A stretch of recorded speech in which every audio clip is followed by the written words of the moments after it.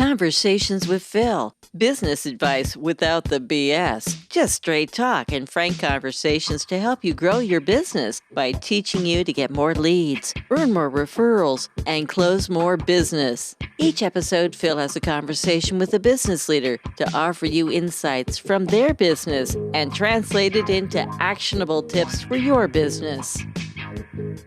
In this episode of Conversations with Phil, David Burkus and Phil talk about why more leaders and managers don't change, even when it's in their best interests, as well as what it's like to have a big, awesome gold championship belt every day.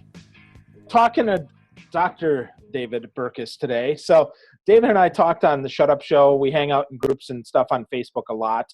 And we were talking actually before we started rolling here about his new book, which is going to be amazing, Under New Management, which is all new management, new leadership type stuff. But he mentioned it's 6 months out, okay? And of course, if you're a good author, if you worry about your stuff, of course you worry probably before you're even done with the book, how well it's going to sell. And David was mentioning that 7 people have pre-ordered the book. So tell us what else you can get with your book, David.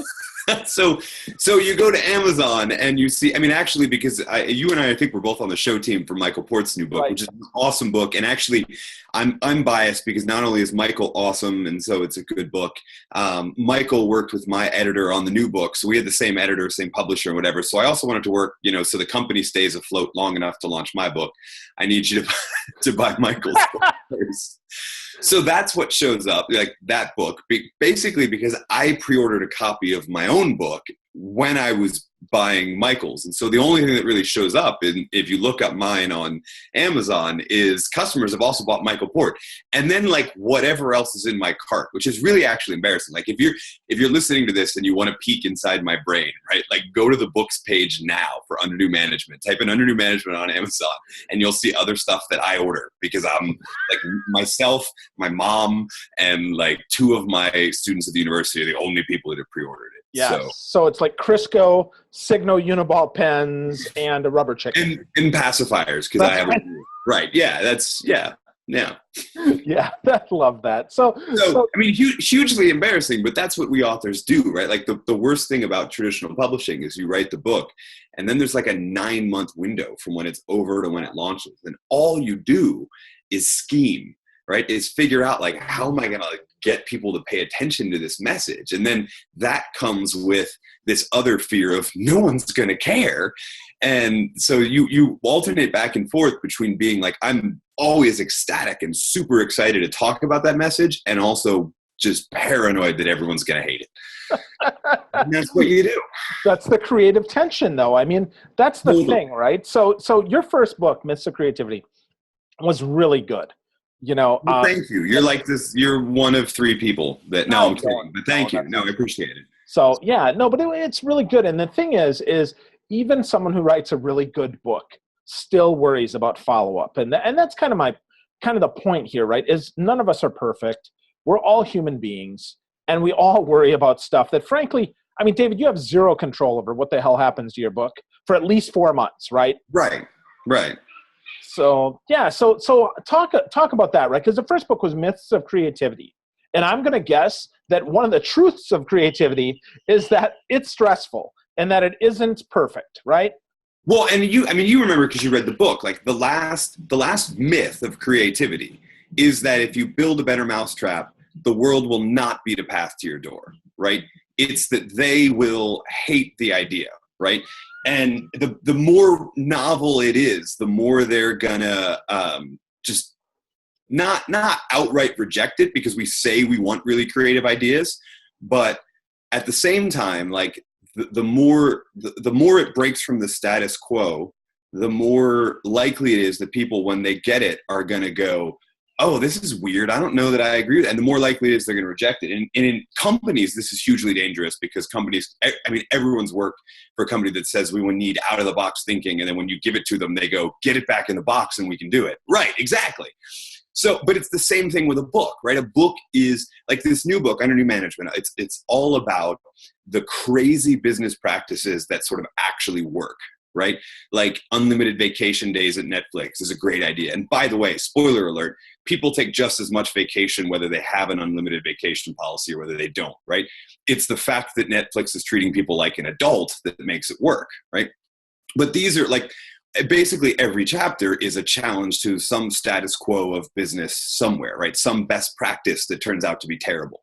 So you get really excited because you think these are great ideas, and I didn't come up with them. I just wrote about them and tied them to psychology. But these are great ideas, and so I'm excited to get it out there. But then I also know from writing Myths of Creativity and knowing about the mousetrap thing that like people are not going to like them, right? Especially like what shocks me is the most raving fans for the new book and the most like adamantly against it are the HR folks, of course. Right? Which is, I mean, they're the ones that created the first policy. So there's that. But like some of them see, oh yeah, this is a better way to do things. And others like, no, we designed the other system. So how dare you want to tear it down? Like, I don't, and so we already kind of struggle with that idea. Although fortunately, anyone not in HR tends to love the ideas. And so that's good. We got that going for us. And then I got half of HR, which is really, I mean, you can win a presidential election on 51% of the vote, right? So yeah. Actually, you don't even need 51% if you run the electoral college, right? So really, I don't even need all of everybody to love it. I just who cares about the popular vote, right? As long as non-biased. Yeah, right, exactly. So of course, right? But that's so true, man. And that's the thing is sometimes being right doesn't mean being popular. We have to remember that, right? Because, I mean, these new ideas, like you said, Netflix has it, LinkedIn just introduced unlimited vacation. Major League Baseball was talking about this week, Daniel Murphy, the hottest player in the National League right now, 7 home runs, 7 postseason games. Major League Baseball has, if you're having a baby, you get paternal leave. No problem at all. Can you imagine, though, how that would have played out had he taken a game off? And what people would have said, oh, he's not dedicated, he's not this, he's not that. But he's an adult, right? I mean, let's be honest. Even though he never said he thought about taking that time off, likely what would have happened is he would have probably his wife might have been induced early. The baby could have been born sooner, could have been born later. He probably would have still made the choice that benefited the organization. But just the fact that he got that freedom says this is an organization that actually values human beings making responsible decisions instead of policy after policy after policy. Here's the stuff. I think that's a different mindset, if you will. No, totally. And that's the interesting thing about like Netflix, for example. They write very openly that right after they did the unlimited vacation thing, it worked so well, they changed their entire travel and expense policy to act in Netflix's best interest. That's their whole policy, right? Stay wherever you want, book whatever airline you want. You don't have to use our travel agent, blah, blah, blah. Just act in our best interest. And when you're that one person out of 100 that abuses the policy, you're fired, right? But when you're the other 99, you get treated like an adult. And it's a revolutionary concept. And truthfully, that's what I think is at the heart of what kind of cripples a lot of people in organizational life, is that when there's one person who misbehaves, who acts like a toddler, we make a policy to keep everybody else from acting that way, instead of just dealing with that one person and understanding that that one person's not representative of everybody, right? Now, that said, I mean, there are some practices that are really good ideas, and some things for liability reasons that need to be on the books. Like, I don't think we should not drug test people, right? That's just a good idea.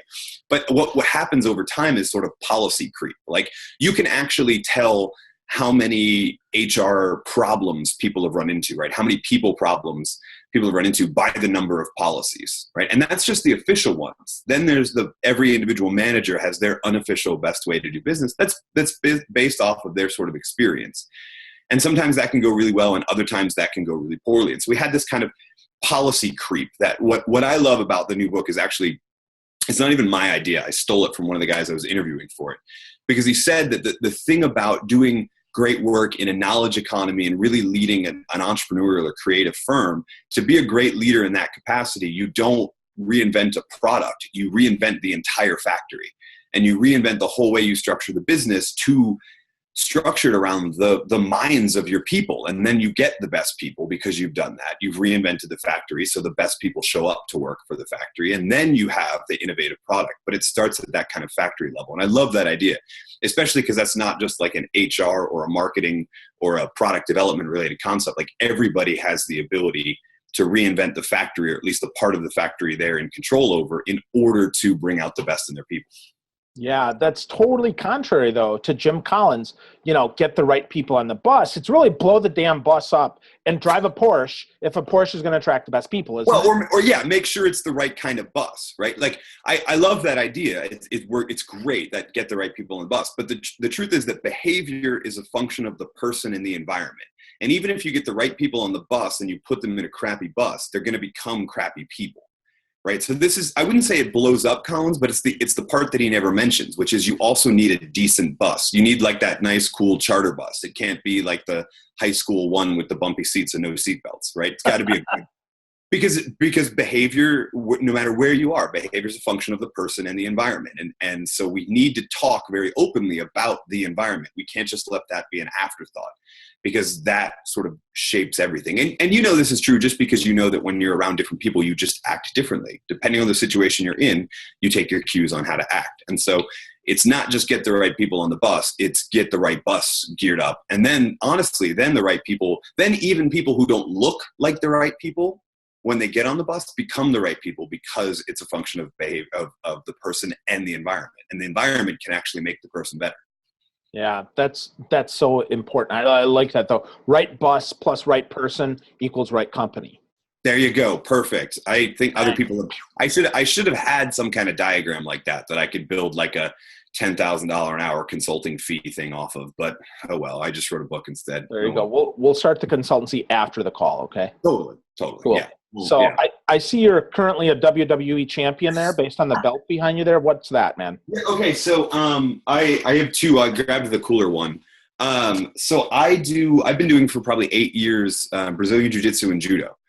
And so I go around, it's kind of, I don't know if it's how I take stress off, et cetera. I go around and compete at different tournaments and stuff like that, and try and, if you think of the stuff from UFC that doesn't involve striking, it's kind of that. It's that wrestling, but wrestling for a submission hold sort of thing. And so I really enjoy it. This actually, true story, this one I grabbed is, I used to keep this, I brought this to my house to convince my son that I was cool. Naga champion. But before I had that, I kept it in my office at the university to scare students. I just flash this really stern look, and then that would be basically right there over my shoulder, and they listen to me. So, awesome. Yeah. Do you walk around with it over your shoulder and slap it a little bit, or what? Yeah, no, I mean, I can do that whole, like I'll just hang it here for a while. All right, let's just keep talking about serious leadership and business concepts. Absolutely. So Triple H, heel or hero? That's what I want to know. Okay. I'm going to go with heel. And the reason I'm going to go with heel is I'm not Canadian, but Bret the Hitman Hart will always be the greatest thing that ever happened to professional wrestling. And so right towards the end of his career, it shocks me that I know this stuff, right? Right towards the end of his career, which was also when I turned 13 and stopped watching professional wrestling, was when that whole Triple H thing started to happen. And so can't get on that bus. For me, I'm always going to back the Hitman, totally. Right. Although, true story, I read his biography once. It's like this thick. Don't ever read it if you're a Hitman fan, because he just comes out looking like a terrible person, right? Oh. And I mean, really, that's true of almost every autobiography where people kind of like bare their soul. You end up learning stuff about them. You're like, oh, I wish I would have had the illusion. So, yeah. There you go. Well, clearly you're not from North Carolina. Otherwise, you'd be a Ric Flair fan. Yeah, no, not from North Carolina. Not at all. Clearly. Not at all. Clearly. Hey, look, my camera screen just got wider, so I can put this back. Sweet. Down there, so we'll go with that. So, cool. That's awesome. That's awesome. So let's talk a little bit more about leadership, David, right? Why do you think it is that so many reject ideas that already work? You talked about that in HR, but why do leaders reject ideas that they know work? Okay, so this comes to a really interesting definition of work, right? So the people that I have shared some of these ideas with already, right? And the people that don't like that whole reinvent the factory idea, their argument isn't that these ideas work. It's that what we're doing now works, right? It's that all of the stuff we're doing now works. And that's true. But to use a weird analogy, it reminds me of the internal combustion engine. Did you ever take like physics? Mm-hmm. So internal combustion engine is only by the laws of thermodynamics is only around 20% effective. Meaning like you pour a gallon of gas into it and only 20% of the energy that's stored in that gas actually propels the car forward. The rest is lost to friction, to heat, to just pushing, it's an explosion and only 20% of the explosion gets turned into forward motion, right? Yep. So the internal combustion engine works, but it's only if you define work as 20% effective. And the funny thing about that is that if you look at all of the different Gallup engagement studies, they all hover around that number, somewhere between 13 and 30%. 20 is a good medium there. So yeah, the stuff we're doing now works, but only if you're comfortable with only 20% of your organization being engaged, only if you're comfortable with harnessing only 20% of their mental energy. If you want to call that working, awesome. I don't think that counts as working. Right. And so when you look at, even to use the car analogy, it's the people that are experimenting with electric cars and with other forms of propulsion and doing all sorts of tweaking. They're reinventing the internal combustion engine to try and get energy efficiency to mean more than miles per gallon, to actually get it to mean that 100%, almost all of the energy that's stored in a Tesla battery is propelled into forward motion, right? Some of it controls the autopilot function that's mind-blowingly cool. But it's far more energy efficient, right? And I think the leaders that I got to write about in this book, the psychologists that have been doing those experiments, they're the people that said 20% is not good enough. We need to go for more. And the truth is, I don't think we're at the point where I can write the book that says do these things and you'll have 100% engagement organization. What I can do is point out the people who are experimenting and who are getting better than 20% results. And hopefully if we kind of play with that and then you take those lessons and you apply them to your own organization, hopefully you can find something that works even better than that, right? So, we're not there yet. We don't have the 100% efficiency engine. We don't have the perfect system, but I don't like the idea that we should stop experimenting. It just doesn't make sense to me at 20% efficiency, at 20% employee engagement, that we should just stop and go, you know what, the system we've got now works. Yeah, there you go. Well, so the answer is it even in the traditional definition of work, it works, but we could be working more effectively, working more efficiently, because especially, in the United States, our big thing is, we're more productive. Well, hell, if we're at 20%, we can be 5 times more productive. Right. We really, if we push it. So perhaps, some of these rules that aren't yet rules, but are just maybe suggestions yet, right? Because rules have to be accepted by the norm in order to be rules. Once they are rules, perhaps then we see a 50% engagement or 60% being 2 or 3 times more effective. Right. Exactly. And the only way you get that is from a willingness to leave business as usual and experiment. And honestly, sometimes the experiments are terrible. Like I didn't write about it for the book because the jury was sort of still out on what's going to happen. But I've been following that story of gravity payments, paying everyone at least 70%.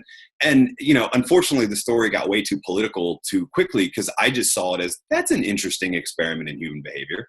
Right now, I don't think it's working, but I don't fault the guy for trying something, right? Experimenting, trying something is better than just going, okay, well, what are the best practices that we have? Because those practices, most of them are an outcrop of Frederick Taylor and 1915 ideas of management when we really were working in a factory, right? Yeah. And knowledge work doesn't happen that way. It's not about how many people can we get along an assembly line to work efficiently and make a car. It's going on up here. How do we design a better car? And so the management practice, Dan Pink sounded this alarm back with Drive almost a decade ago, that we need to rethink how we're thinking motivation. I'm just wanting to take it a step further and go, okay, we need to rethink all of this stuff, right? Even not just our incentive compensation and our motivation, but like we need to think about how the vacation policy sends a message that we don't trust people, Yeah, absolutely. So 2 things. That one, you talk about that guy that made everybody make $70,000. I think that's interesting. But Jack Dorsey today just gave back $200 million with the Twitter stock. Now the jury's out about why he did that, but that does send an interesting message to the workforce, as now they have the ability to, without diluting share price, to now give away $200 million more to employees, which likely will retain or attract some great people. Yeah. Oh, totally. And I don't know enough about the story to talk about Jack and their moves, although I usually don't bet against Jack Dorsey. It's just a general rule, right? I mean, maybe if you count the podcasting thing that gave birth to Twitter, that's a good bet against him, but everything else. But one of the things that I look at in the book is this idea of putting employees first, even beyond customers, right? And saying that the way that we structure our whole organization needs to put the frontline employees first, because the number one predictor of profitability, maybe not number one, but one of the huge predictors of profitability is customer satisfaction. Customer satisfaction's number one predictor is employee satisfaction.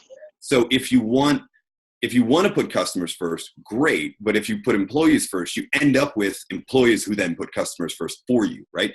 And so what I like about what you're telling me in the Jack Dorsey story is that what he's essentially doing is saying, even before Wall Street and the people who are going to buy stock and the institutional investors, Carl Icahns of the world who are going to try and run the company just because they're a shareholder, he's essentially saying, like, no, the employees, the people who are going to make our product, they're way more important. And there's a whole broader rant I could go on about shareholder capitalism and the idea that the purpose of a corporation is just to serve shareholders. And there's both a political debate, a philosophical debate, and a legal debate going on there. What I do know is that the leaders that put their employees first and say, I've got your back, now let's go to work together, they're the ones that end up with the happiest customers and the happiest shareholders. So even if you want shareholder value, it starts at putting employees first. Yeah. Awesome. So put employees first, right? I used to joke, I'm from Wisconsin, so I used to joke that happy employees give better milk and happy customers like better milk. Wasn't that actually literally a slogan that, like, happy cows make better cheese or something Wisconsin oriented? Yeah. Yep. I remember, that came on after, like, Power Rangers when I was, like, in fifth grade. I remember that slogan. But no, you're right, Yep. I adapted that to be with customers because I think that works. For employees, right? Because I think that does happen.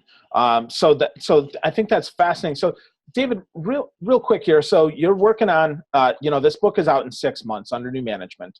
So between then and now, like, what happens? I mean, with the book, like with you, I mean, obviously you'll have some angst, but I'm just curious, like, what are some of those things? Because I know a lot of people that are going to watch this, that are going to tune in, are going to be like, oh crap, well, he's talking about this book. It's way early. But what do you do, right? What do you do in that creative time that you have? Because you're probably, unless you're completely crazy, you're probably not going to start your next book. No. So what are you going to do? I don't even know. I got to sell this one in order to get an invitation to write a book, right? So, at least if I wanted to go traditional publishing again, I need that, right? Yeah. So, yeah. No, I mean, really right now, and actually this part is more fun for me. Like, I know I said it was terrifying, but writing is also agony, right? Anyone that ever says, I want to write a book, no. You want to have written a book, right? Yes, you sir. Write a book. Just like I don't ever want to go to the gym. I want to have gone to the gym and be sitting there with my smoothie, right? Like that's what I want. So same deal with writing. And so once that's over, what's cool to me is then you can begin to plan, how do you get the message out, right? And it starts with little drips of, here's the new message, like this. I've got a couple different pre-book launch keynotes and things like that are going to be about the ideas of the new book, mostly to sort of test out the messaging and that sort of stuff. Really, though, the biggest thing is the name of the game sort of these days is pre-orders and getting people who are see the message and want to be on board with it already. And so, like, even now, if you go to davidburkus.com/pre-order, you can see there's all sorts of really cool bonuses that go, hey, the book's not out yet, but I can still invite you to start hearing the message. So pre-order the book, send me this receipt, and then we'll get going on interviews with some of the people that we were talking about, profiling some of these interesting resources, discussion guides, that kind of stuff. Because really, like, it's that Seth Godin tribes mentality. Like, I know that this book won't have a broader impact if there aren't a decent amount of raving fans pre-launch who have kind of invited in. And so that's kind of the name of it. That's probably why I begged to have this conversations with Phil thing. And just sort of begged and pleaded and said, please, I know you're in your hotel room, but let's talk. No, I got a bump, but let's talk, right? Listen to me.